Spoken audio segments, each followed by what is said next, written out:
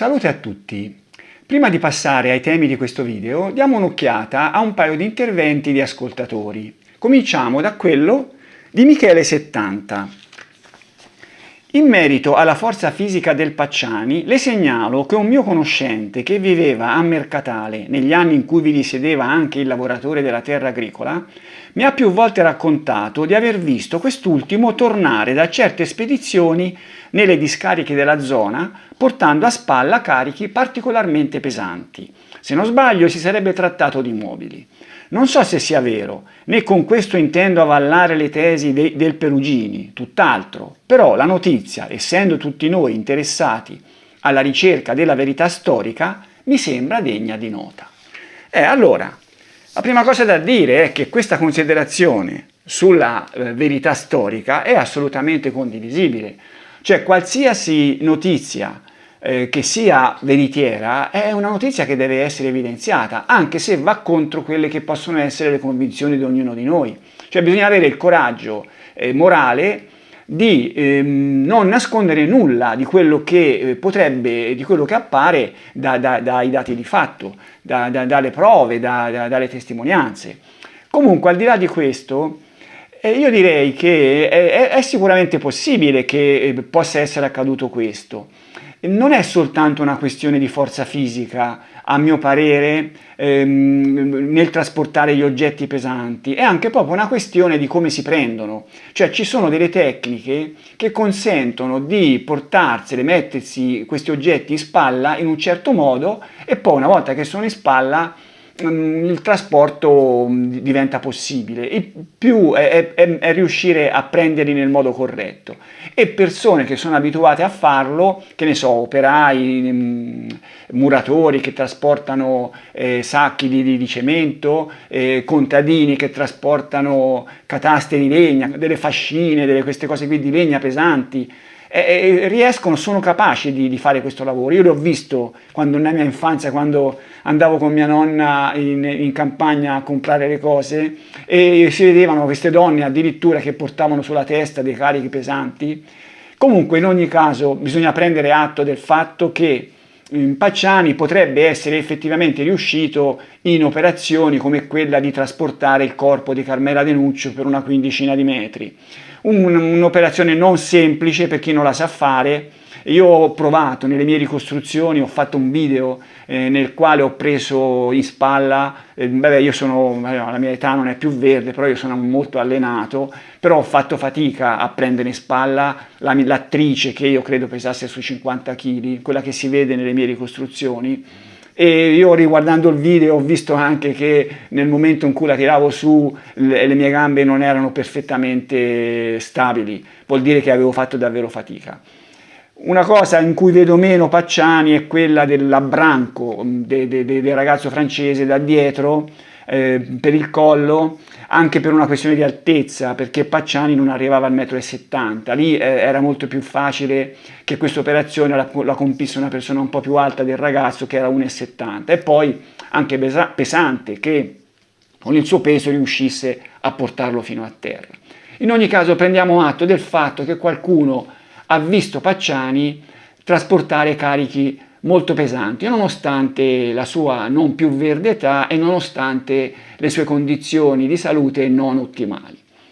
Il secondo argomento invece mi è stato sottoposto dall'ascoltatore Nicola, che è molto attento, che ha notato una cosa alla quale io non avevo fatto assolutamente caso, che quando ho parlato della rivista sequestrata a Pacciani, la rivista Oggi del 1° agosto, ho detto che dentro c'erano dei riferimenti al delitto di Signa, ma questo non è possibile, perché sappiamo bene che il delitto di Signa è del 21 agosto, notte tra il 21 e il 22 agosto 68, per cui la rivista Oggi del 1° agosto di quel mese non poteva riportare la notizia, questo è evidente. Ma io poi sono andato a guardare, effettivamente le informazioni che si trovano portano verso questo errore, per cui insomma un minimo di attenuanti ce l'ho. Allora io sono andato a controllare meglio. Innanzitutto nella sentenza di 1° grado si legge: nel portabagagli dell'auto venne rinvenuto un numero della rivista Oggi pubblicata il 1 agosto 1968, aperta un articolo intitolato Le inquietudini dei fidanzati. Allora, innanzitutto, qui si dice che la rivista è del 1 agosto 1968. È proprio quella sequestrata, quella di cui si parla, però non si menziona il fatto che vi sia un riferimento al delitto di Signa. Allora, questo riferimento al delitto di Signa, da dove nasce? Io ho letto la spiegazione che dà Carmelo Lavorino nel suo libro Pacciani Connection, atto secondo. Un libro interessante, scritto anche bene, interessante in molte sue parti, in altre un pochino meno, quando Carmelo Lavorino fa delle considerazioni così logiche, un po' azzardate. Comunque, è un libro molto interessante. Leggiamo questo pezzo. Questa parte è relativa all'interrogatorio che subì Pacciani il 15 luglio 1992. Un interrogatorio molto lungo, condotto dal PM, da Vigna e anche da Canessa, credo, che poi vedremo più avanti, in qualche video più avanti. In questo caso la domanda sulla quale Carmelo Lavorino, che riporta tutte le domande e le risposte di Pacciani in questo libro, una parte preziosa, perché io il verbale non ce l'ho e non mi sembra che sia in giro questo verbale. Relativamente alla domanda sulla rivista, vediamo cosa scrive Lavorino. Gli chiesero spiegazioni sul perché conservasse all'interno della vettura Fiesta una copia della rivista Oggi, aperta alla pagina 28, che riportava un articolo del 1 agosto 1968 intitolato Le inquietudini dei fidanzati, articolo che trattava anche del delitto di Signa del 21 agosto 1968. Pacciani disse di non sapere nulla di quella rivista perché ne raccoglieva tante per accenderle e che l'argomento non gli interessava perché quelle cose vengono dall'istinto.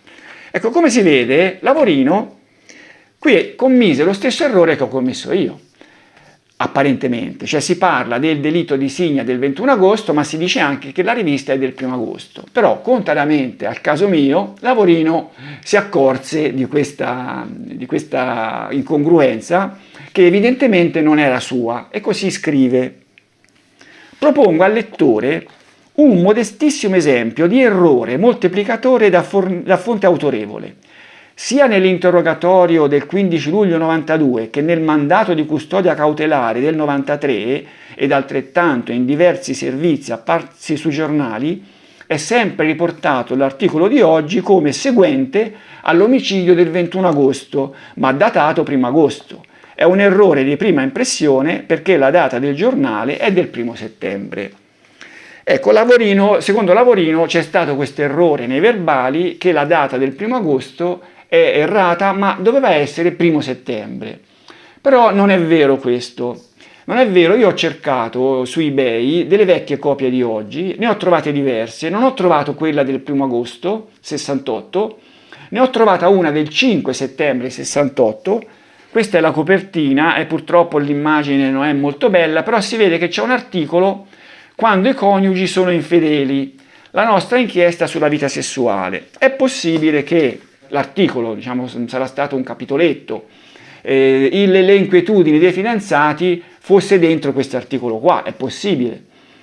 Io ne ho visti altri, non ho trovato quello del 1 agosto, ma ne ho visti altri di agosto e anche primi di settembre, non c'erano così in copertina titoli che potessero far pensare a questa storia delle inquietudini dei fidanzati. C'è questo, però il fatto che sia datato 5 settembre mi lascia perplesso. Teniamo presente che Oggi era, adesso non so, all'epoca era una rivista settimanale e effettivamente il 1 agosto era uno dei giorni di uscita, uno dei 7 giorni, tra i 7 della settimana, il 1 agosto era il giorno di uscita, come il 5 settembre.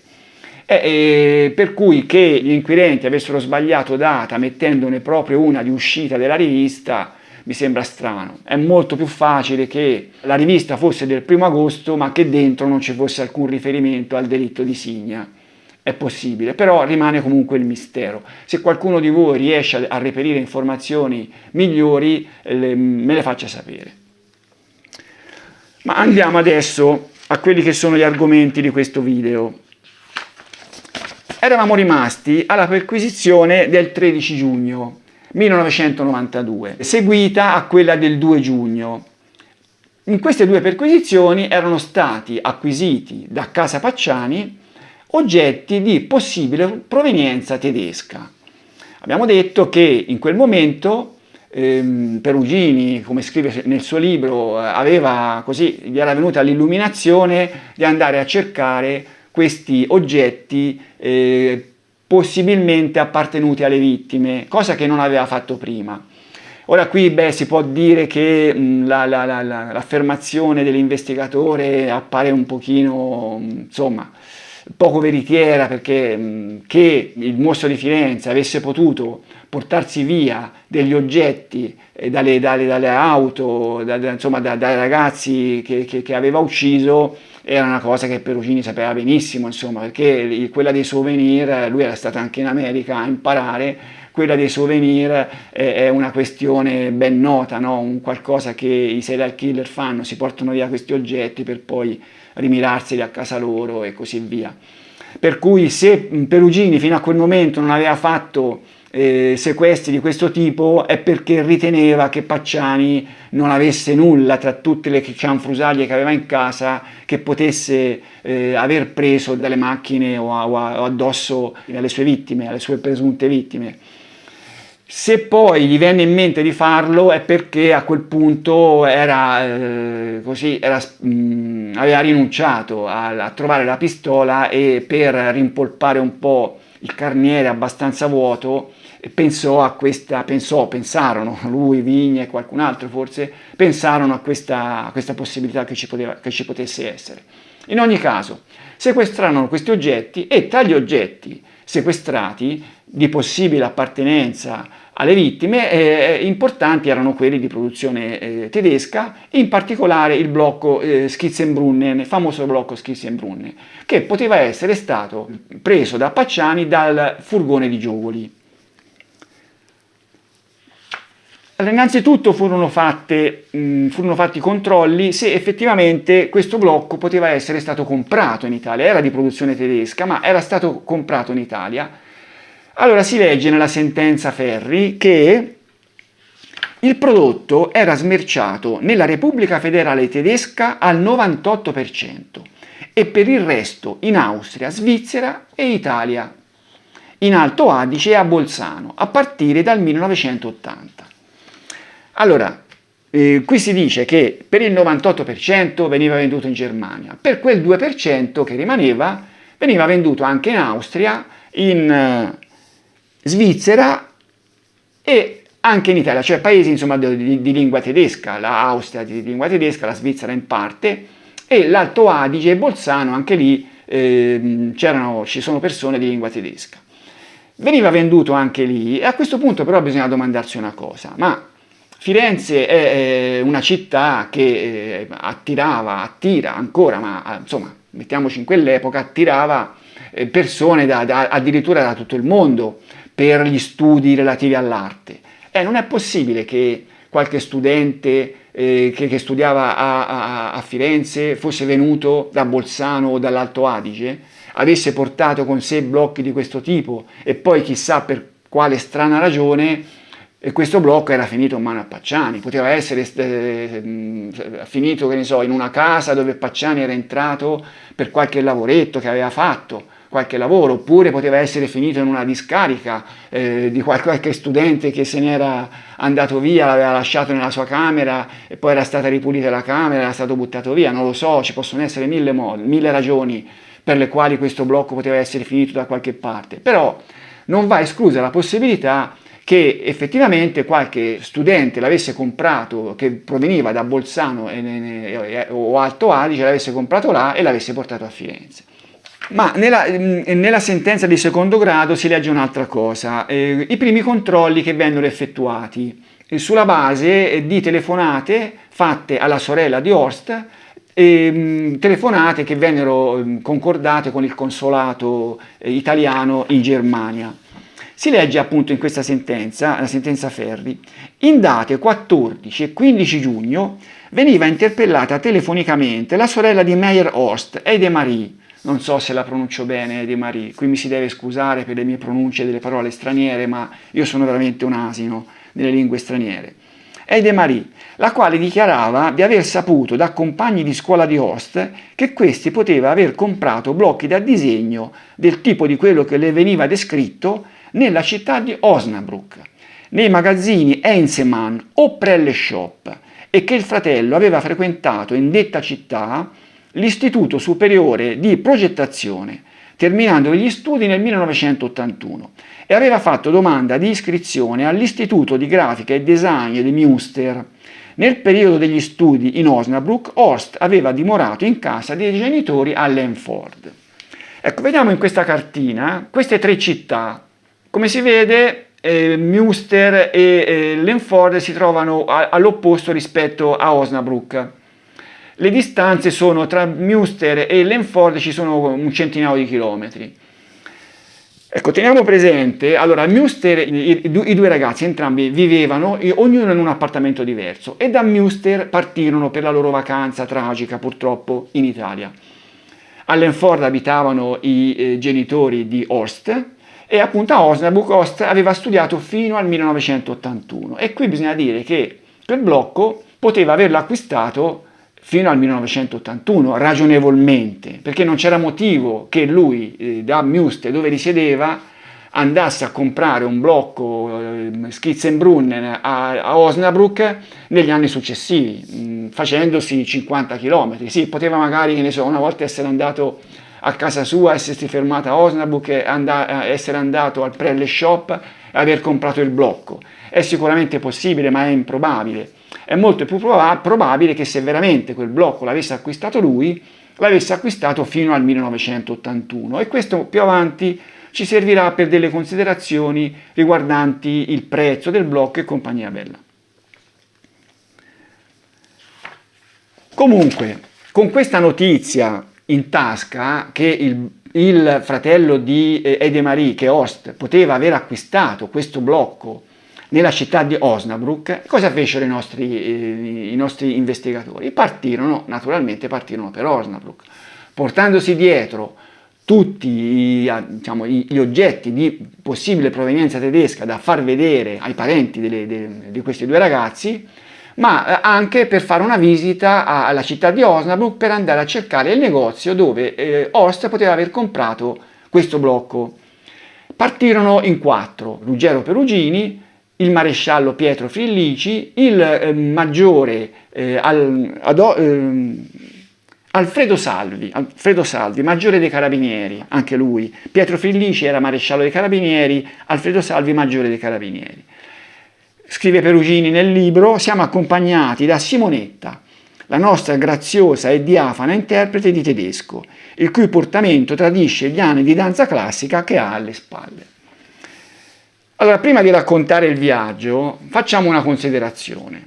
Questo viaggio e conseguentemente tutte le notizie che in questo viaggio si potevano raccogliere venne fatto nell'ambito di una rogatoria internazionale. Ora io non so bene, non è che mi sono poi documentato troppo sul significato di rogatoria internazionale, più o meno penso di sapere cosa sia, però se sbaglio, se ci sono degli esperti che mi ascoltano mi correggano pure, li ringrazio in anticipo. A quanto ne so, una rogatoria internazionale funziona un po' come un incidente probatorio, cioè si va in un paese straniero con delle regole, ci si mette d'accordo con le forze dell'ordine del posto, si va oppure viene fatto direttamente da loro, e tutto quello che viene raccolto in questa rogatoria internazionale assume poi valore di prova, come in un incidente probatorio, per cui si va al processo e quello che si è appunto saputo in questa rogatoria viene presentato come prova.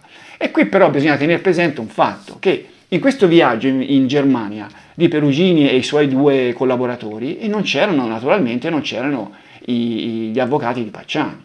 Io penso che magari se ci fossero andati non credo che gli sarebbe stato impedito, ma io penso che insomma andare in Germania con questa trasferta non era una cosa così semplice, penso anche per una questione di spese. Non credo che lo Stato avrebbe rimborsato le spese agli avvocati di Pacciani, non credo nemmeno che questi avvocati da Pacciani prendessero tanti soldi, per cui probabilmente se non andarono, o magari se non furono avvertiti, non si sa, in ogni caso non c'erano gli avvocati di Pacciani, per cui le informazioni che vennero raccolte in questo viaggio vanno viste con un minimo di prudenza, cosa che fece tra l'altro il giudice Ferri nella sua sentenza.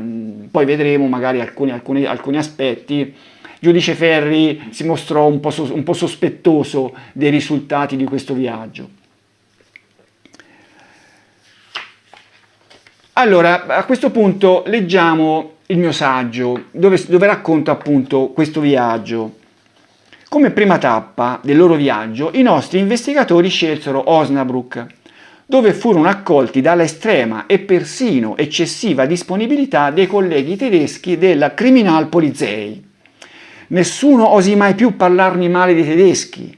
L'assistenza che avevamo ricevuto dal consolato di Germania era stata straordinaria. Quella che ci diedero i colleghi di Osnabrück fu, se possibile, ancora superiore. Questo scrive Perugini nel suo libro. Ecco, qui leggo consolato di Germania. Io forse prima ho detto consolato italiano in Germania, magari i due consolati si parlarono, ma io penso appunto che i nostri investigatori andarono al consolato tedesco in Italia e da lì poi forse si misero in contatto con quello italiano in Germania. Comunque, continuiamo il mio saggio. Questo avrebbe scritto Perugini appena prima di introdurre la figura dell'ispettore Close, un personaggio che dovette rivestire un ruolo fondamentale nella messa a punto delle nuove prove contro Pacciani.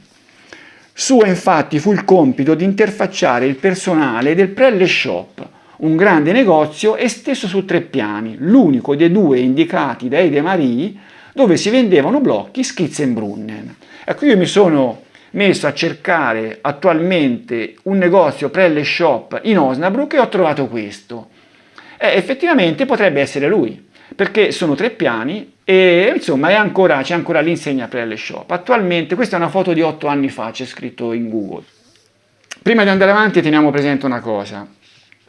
Gli investigatori italiani si presentarono alla polizia tedesca con in mano un presunto mostro di Firenze, cioè praticamente si presentarono con un soggetto che loro erano convinti che fosse il mostro. Io non credo che gli avessero detto ai loro colleghi: ma non sappiamo se questo è il mostro di Firenze, siamo qui per cercare di capirlo. No, io penso che si presentarono facendo capire: questo è il mostro di Firenze, cerchiamo le prove per incastrarlo. Ecco, ora mettiamoci nei panni della controparte e cerchiamo di capire come possono essersi posti nei confronti dei loro colleghi italiani. Insomma, se c'era da dare un aiuto a incastrare Pacciani, questo aiuto certamente non lo fecero mancare.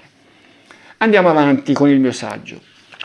Tra tutto il materiale portato dall'Italia, infatti, era il blocco dalla copertina rossa l'oggetto di gran lunga più importante, quello su cui si riponevano le maggiori speranze di poterne dimostrare l'appartenenza a una delle vittime, Horst Meyer. È vero che sopra non c'erano scarabocchi da poter attribuire al ragazzo, e la semplice asserzione della sorella che egli usasse blocchi di quel tipo certamente non bastava. C'era però un elemento individualizzante sul quale si poteva lavorare, una scritta a matita sulla quarta di copertina, 424/4,60, quasi certamente un codice seguito da un prezzo apposti nel negozio di vendita. Allora, nel video scorso avevo detto che il prezzo era 4.00 e poi avevo corretto anche in un intervento scritto, ma questo errore, io ho fatto questo errore perché ho letto il documento sottoscritto da Perugini del 12 giugno o del 13 giugno, 12 giugno mi sembra, sì, 12 giugno, nel quale c'era proprio questo errore. Ecco, io qui lo segnalo, lo vediamo qui c'è scritto 4.00, lo segnalo perché chi prende in mano questo documento, come ho fatto io, tenga conto che c'è questo errore. La cifra era 4.60, come poi successivamente venne scritto innumerevoli volte. Continuiamo con il mio saggio. Nei giorni precedenti l'arrivo dei colleghi italiani, il solerte ispettore Close si era già attivato presso il Prelle Shop, senza però rintracciare nessuno che ricordasse di aver visto Horst. E questo vale anche in seguito. Cioè, in quel negozio nessuno si ricordava di aver mai visto il ragazzo. Anche di questo teniamone conto.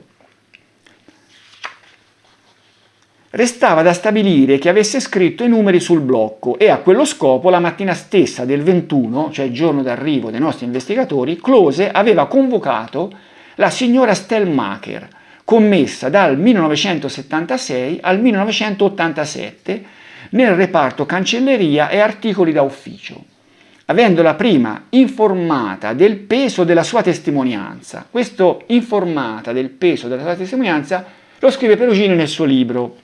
Come avrebbe scritto Perugini? Ecco, fermiamoci un momento su questa frase. Allora, i colleghi tedeschi dei nostri investigatori, ho già detto che è presumibile che fossero tutti così volenterosissimi di aiutare i nostri investigatori.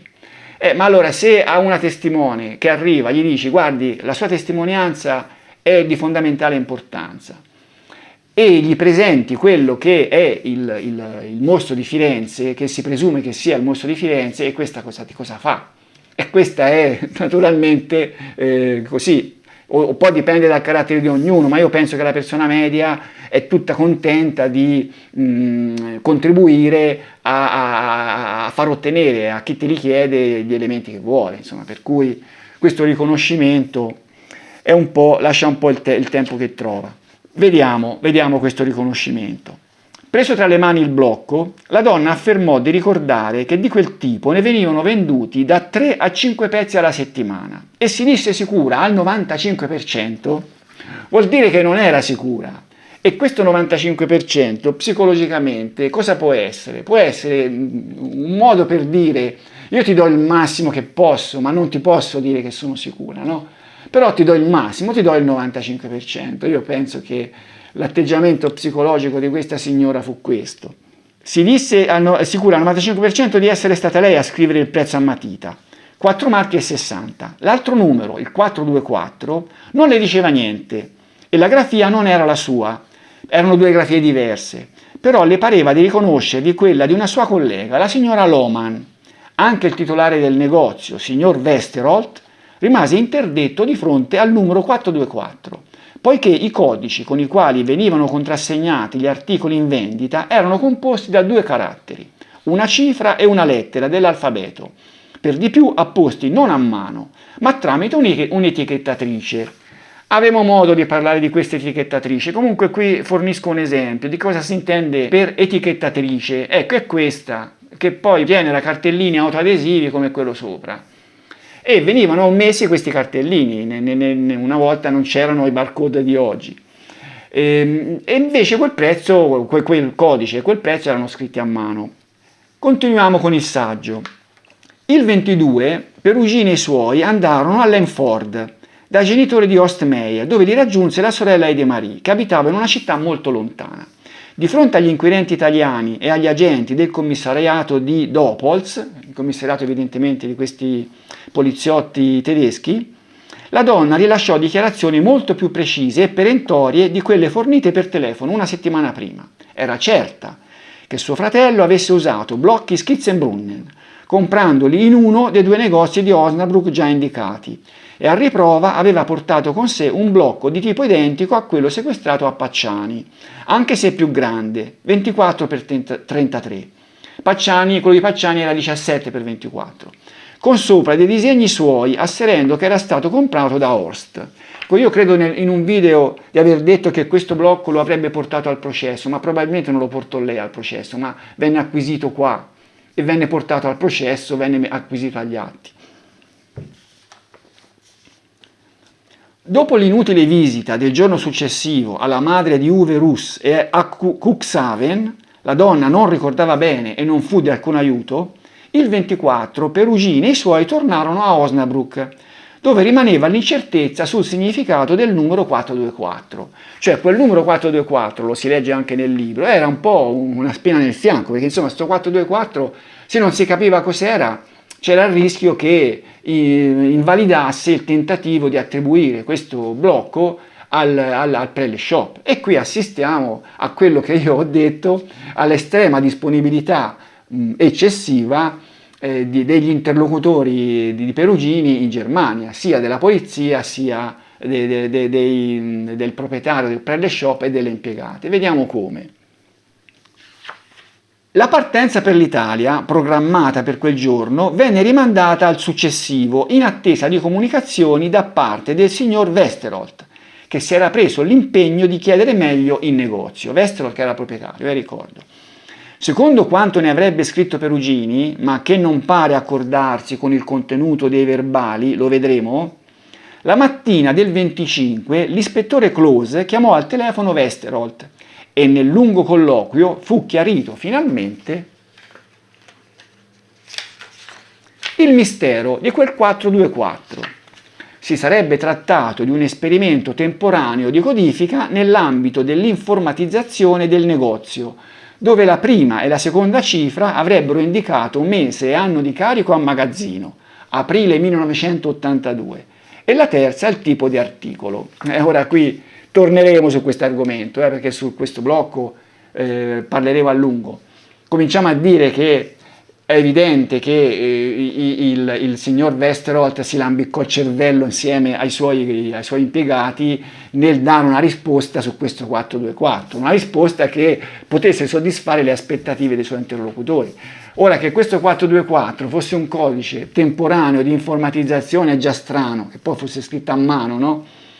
Ma che poi il codice fosse mese e anno di carico a magazzino seguito da un numero che indicava il tipo di articolo è assurdo. Cioè, poi lo vedremo meglio, ma cosa voleva dire? Che il mese dopo l'articolo sarebbe stato caricato a magazzino di nuovo, perché insomma questi qua finivano, e il codice sarebbe cambiato? Non ha senso questo. È chiaro che questa è proprio una riprova dell'estrema, eccessiva disponibilità degli interlocutori tedeschi alle richieste dei nostri investigatori. E questo rende ancora più drammatica la mancanza, assieme agli inquirenti, degli avvocati di Pacciani. Il 25 giugno 1992 Perugini, Frillici, Salvi e l'interprete ripartirono per l'Italia. I nostri investigatori tornarono in Italia e il loro ritorno fu un ritorno trionfale, perché avevano trovato delle informazioni molto promettenti per incastrare Pacciani, tramite appunto questa associazione del blocco trovato in casa sua al furgone dei ragazzi tedeschi. Questo ottimismo dei nostri investigatori fu trasmesso in modo assolutamente acritico alla stampa, e la stampa reagì di conseguenza.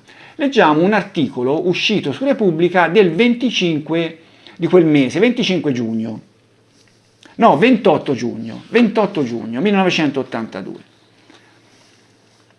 La conferma arriva dal Palazzo di Giustizia. Almeno uno degli oggetti trovati in casa di Pietro Pacciani apparteneva quasi certamente a Horst Meyer. Ci sono pochi dubbi, e quei pochi potrebbero cadere presto con i risultati delle perizie. Anche le rogatorie internazionali dovrebbero servire solo per confermare dati di fatto che ormai nessuno può smentire. L'oggetto chiave è il blocco da disegno trovato in casa Pacciani. Quel quaderno con fogli bianchi e porosi e con la copertina rossiccia potrebbe nascondere più di una risposta. È dello stesso tipo di quelli usati da Meyer, studente di belle arti. E qui ci sono diversi errori in questo articolo. Meyer non era studente di belle arti. Sul retro c'è il prezzo in marchi.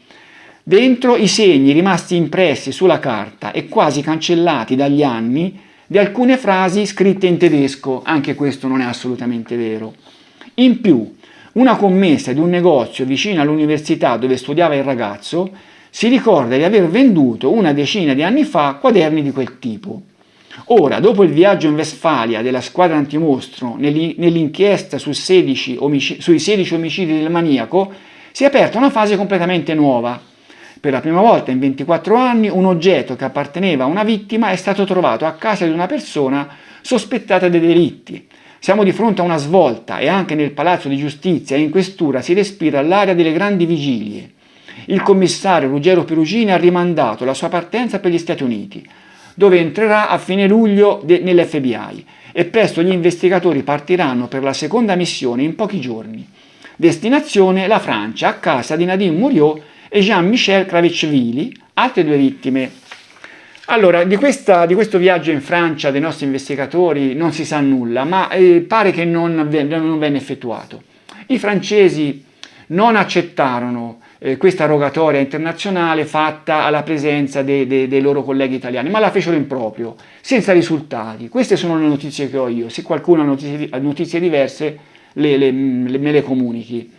Io non so se questo fatto spieghi il perché al processo furono portati soltanto oggetti di possibile provenienza dal furgone dei ragazzi tedeschi e non dalla tenda dei francesi. È anche vero che la tenda era un luogo dove oggetti ce n'erano sicuramente di meno, però insomma va registrato il fatto che in un caso i nostri investigatori andarono in Germania e si portarono notizie molto interessanti del collegamento Pacciani-delitto di Giogoli.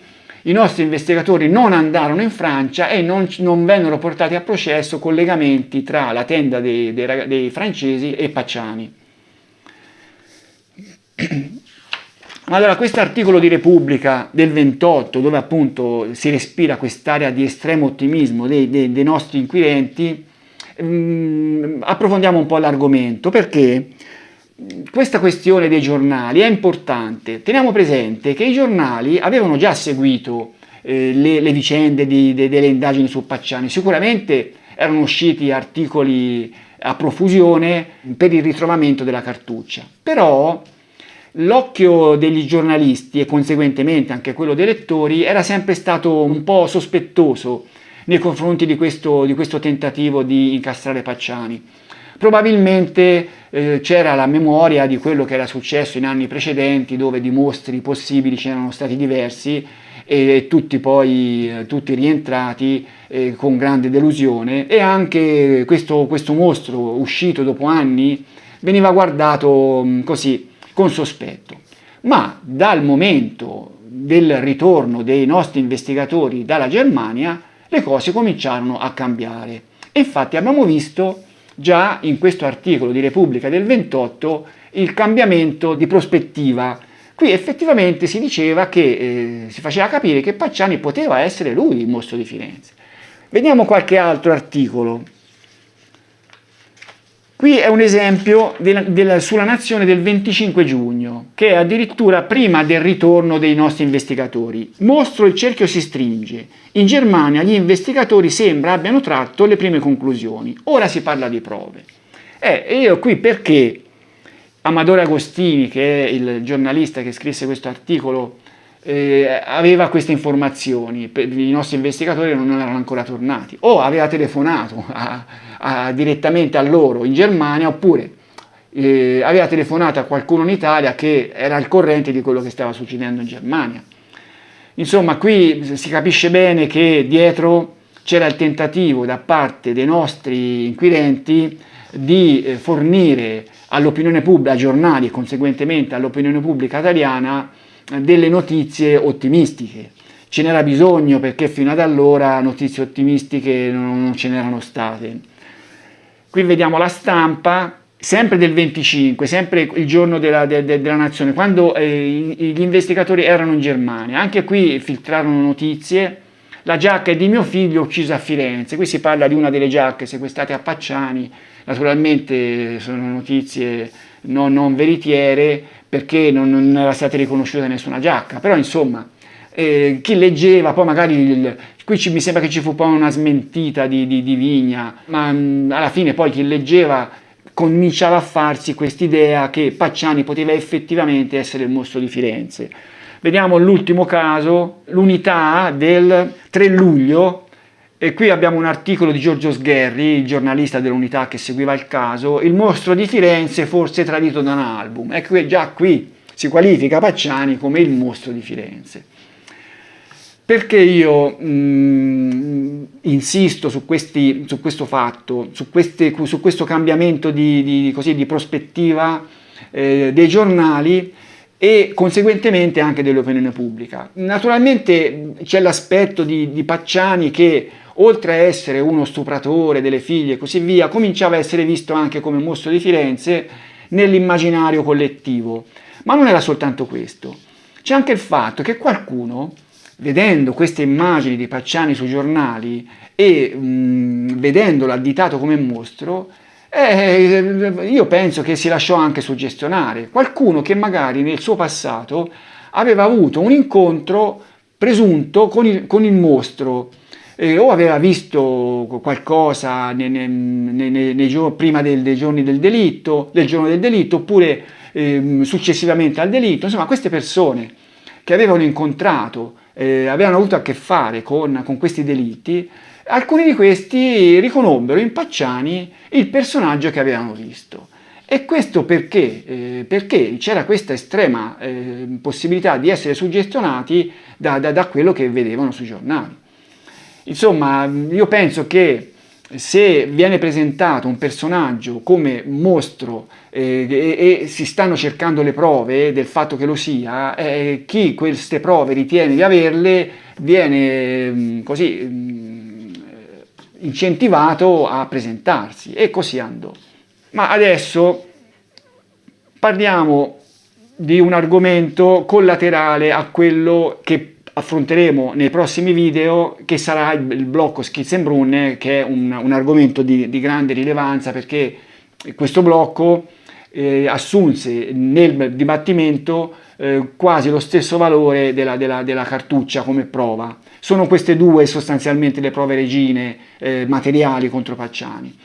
Però non c'era soltanto il blocco tra questi oggetti sequestrati a Pacciani che contribuì a incastrarlo, ma c'era anche un portasapone. Ecco, in conclusione, in coda a questo video, parliamo proprio di questo portasapone. Poi nel prossimo parleremo del blocco. Allora, questo portasapone ne abbiamo già parlato raccontando del primo dei due sequestri, il 2 giugno mi sembra.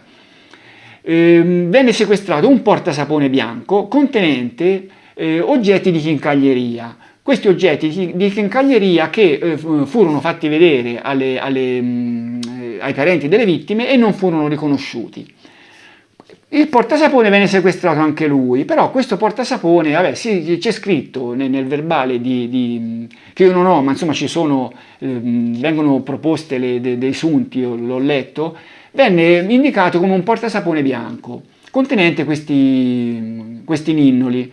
Nel verbale di sequestro non c'era scritto una cosa importantissima che venne notata successivamente, che su questo portasapone c'era un piccolo marchio di neanche un centimetro, con una scritta Deis, una scritta che evidentemente a qualcuno parve di possibile provenienza tedesca. Ora la scritta Deis è una scritta, non è una parola italiana, ma non è nemmeno una parola tedesca.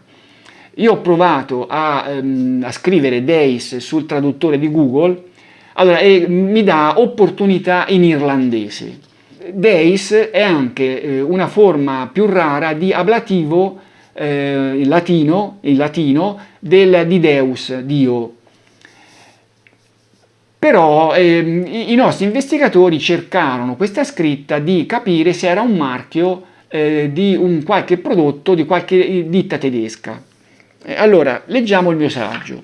Pur di gran lunga meno importante del blocco, anche il portasapone Deis ebbe una propria parte nella costruzione dello scenario che portò Pacciani alla sbarra. Utilizzato come portagioie, era custodito in una trousse appoggiata sopra un ripiano del medesimo mobile libreria dove era stato rinvenuto il blocco. Dei piccoli monili privi di valore contenuti al suo interno, nessuno sarebbe stato riconosciuto da parenti delle vittime.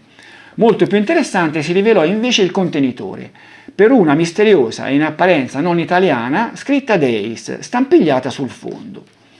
Allora, come ho detto, sul verbale questa scritta non venne riportata e venne riportato anche un colore bianco che poi successivamente sarebbe cambiato in rosa pallido.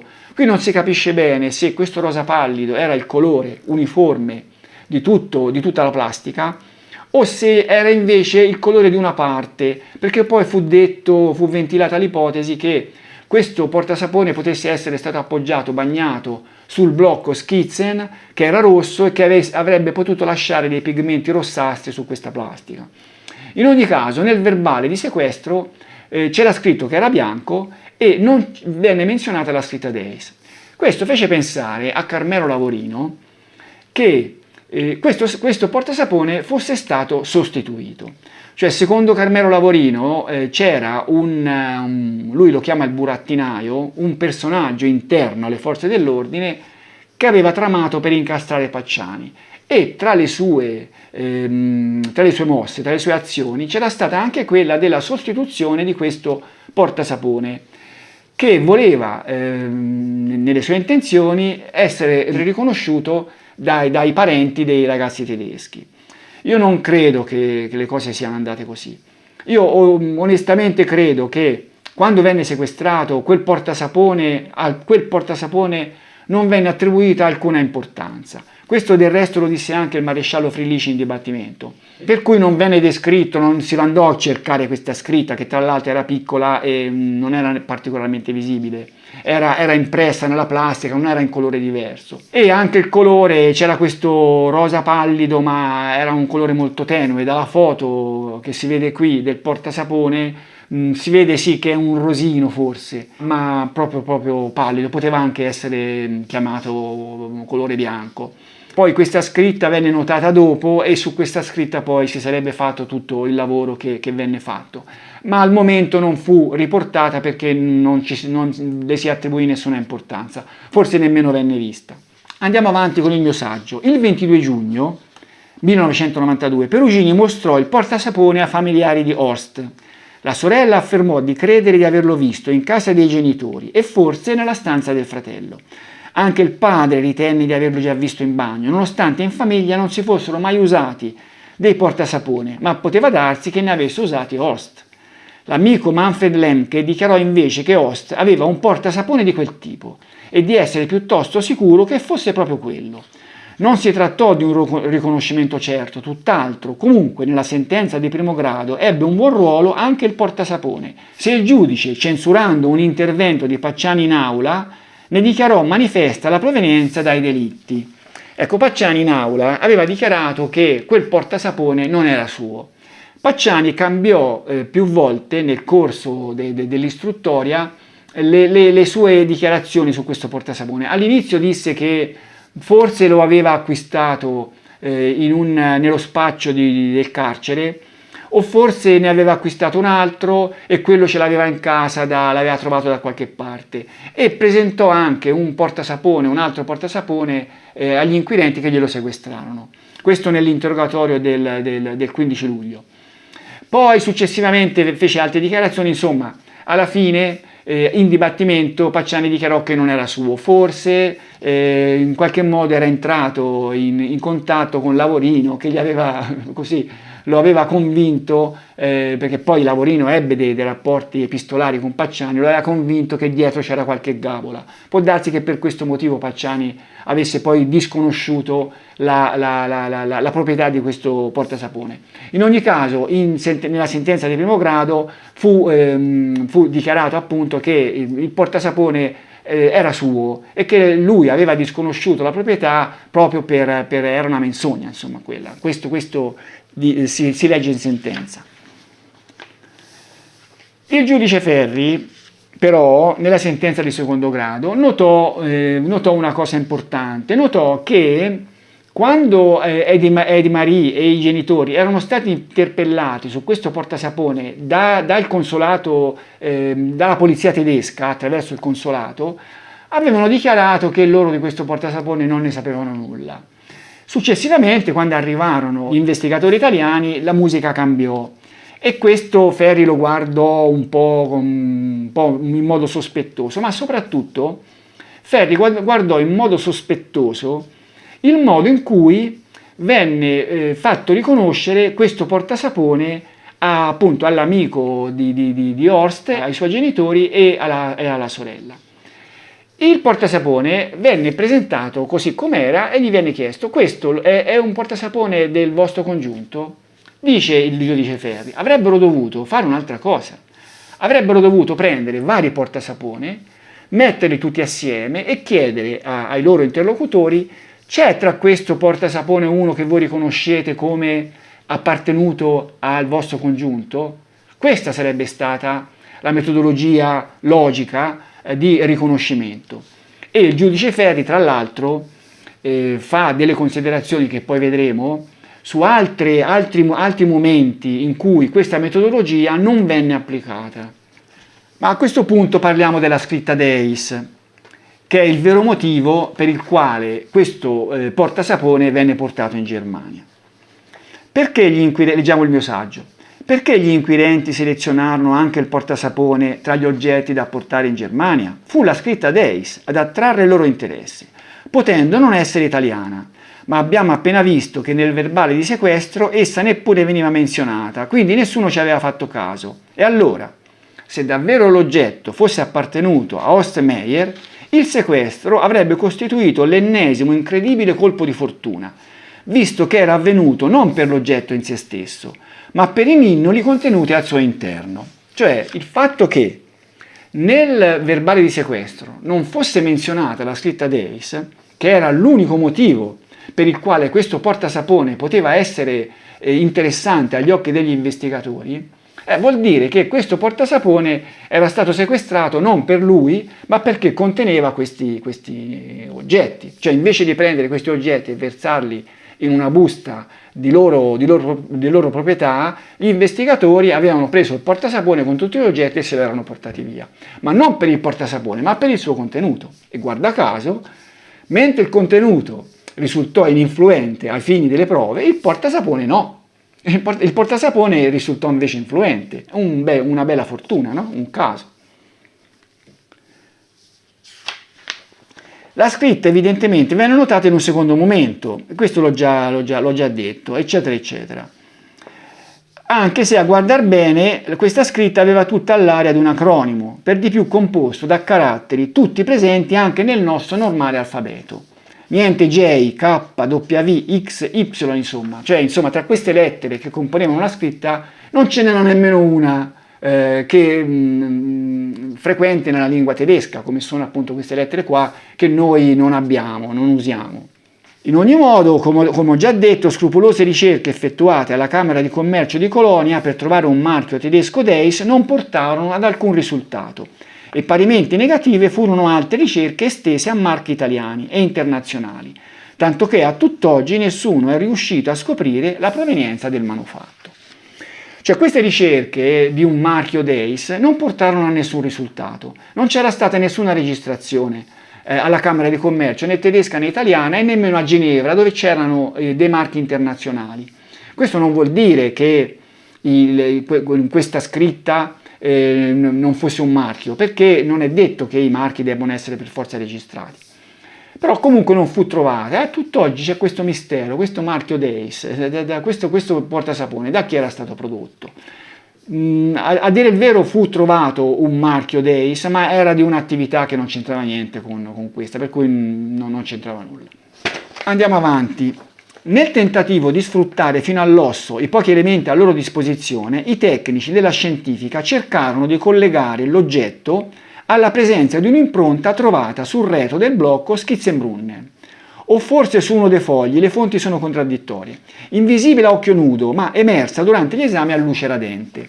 Cioè su questo blocco, sulle pagine, vennero fatti degli esami a luce radente per andare a cercare se c'erano delle impronte descritte in tedesco e compagnia bella, e venne notata un'impronta rettangolare che venne associata a questo portasapone.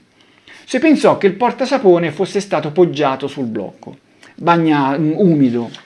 La forma dell'impronta pareva combaciare, sembra riconducibile a, furono le parole del PM in dibattimento, con quella del portasapone, che quindi avrebbe potuto esservi stato appoggiato sopra, umido, dagli stessi ragazzi uccisi. In ogni caso, quando anche si fosse potuta raggiungere la certezza che quel portasapone era stato appoggiato sul blocco, non si comprende quale valore potesse rivestire. I due oggetti erano entrambi in casa Pacciani, quindi poteva essere stato lui ad appoggiarli l'uno sull'altro.